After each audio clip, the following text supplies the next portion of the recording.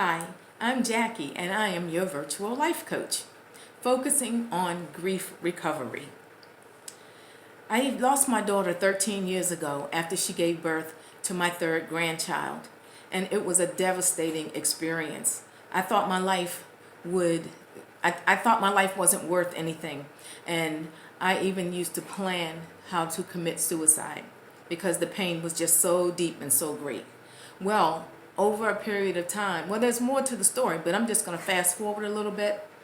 After I got to the point where I knew that I had to move on, I did research, and actually I started volunteering at a grief recovery center, and I realized that I was going about my grieving process in all the wrong ways because I had gone back to doing drugs and drinking, not working, and as a result of that, I lost everything that I had. My life was totally destroyed. But I thought my life wasn't worth anything anyway since I lost my daughter. I just didn't see how I could get through it or how I could go on.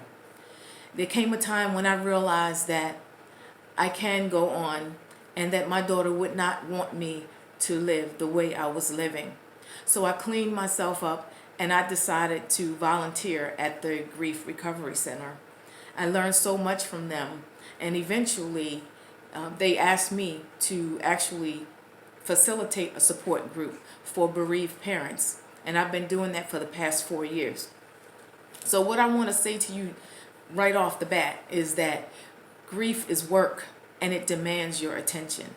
If you don't do what it takes to recover from your grief, you will be stuck there for the rest of your life, and that's not where you want to be. I know people who are there that have never taken any measures at all. They just wallow in their grief and they just haven't taken any steps towards their recovery.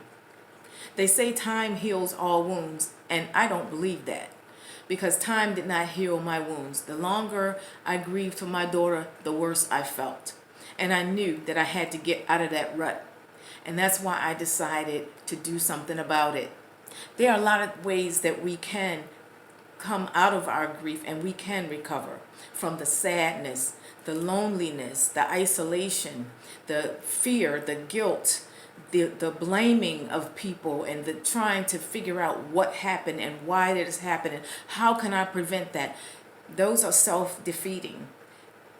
What I want to teach you is steps that you can take that not will help you forget about your loved one or not help you to forget about your loved one, because that will never happen. But we can take steps to move forward in our lives and to be productive and to actually enjoy life again.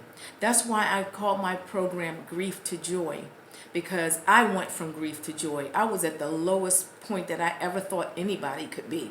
And now I'm doing so many things, and I will talk to you more about that later. The most important thing when you're grieving or when you lose a loved one is to find your purpose. There is a purpose for everything. So we have to find out what that purpose is and how to cultivate that purpose and learn to walk in it, and then you can feel vibrant and alive again. So look at my Facebook page, which is Grief to Joy. Then that's grief, the number 2, and joy. Give me your comments, your questions. I'll be glad to answer any questions you might have about the grieving process.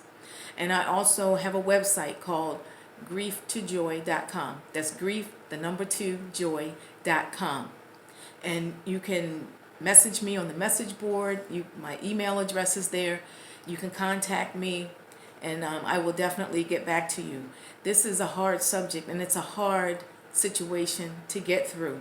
There are no instructions for this. We have to learn from each other. And as if I talk to you or as I answer your questions, then you can have individual answers for your situation. So message me, contact me. I want to be in touch with you. I want to walk you through this process and walk alongside you as you go through this. I know it's difficult, and I know it seems hopeless, but it's not. And you can have a good life again. And just remember this: life is not about waiting for the storm to pass, it's about learning to dance in the rain. So I hope to hear from you soon.